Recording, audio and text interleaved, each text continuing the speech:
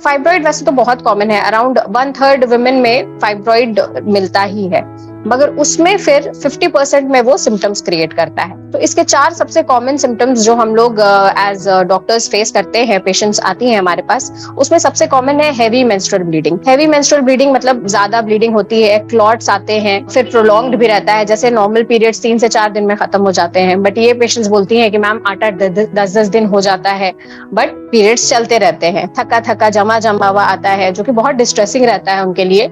और फिर बीच बीच में भी कभी कभी जैसे पीरियड्स खत्म हो गए, उसके बाद फिर अचानक से 15th डे 16th डे थोड़ा सा ब्लड आ गया, तो ये सबसे कॉमन कंप्लेन है। उसके बाद फिर पेन, क्योंकि फाइब्रॉइड जो है वो बच्चेदानी के अंदर ग्रो कर रहा है, तो जो ग्रोथ होती है उसके वजह से जो स्ट्रेच होता है वो पेन क्रिएट करता है। प्लस जब पीरियड्स आते हैं उस टाइम पे यूट्रस कॉन्ट्रैक्ट करता है, वो कोशिश करता है कि फाइब्रॉइड को एक्सपेल करे, उसके वजह से डिस्मेनोरिया बहुत सीवियर होता है।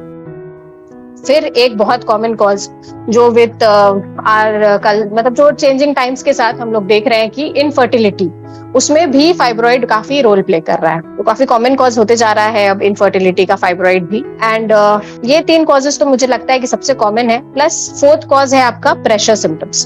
प्रेशर सिम्टम्स आते हैं जब फाइब्रॉइड साइज ग्रो करने लगता है, तब वो जो उसके आसपास के ऑर्गन्स हैं या फिर जो भी स्ट्रक्चर्स है जैसे कि ब्लैडर, उसके ऊपर वो प्रेशर क्रिएट करता है।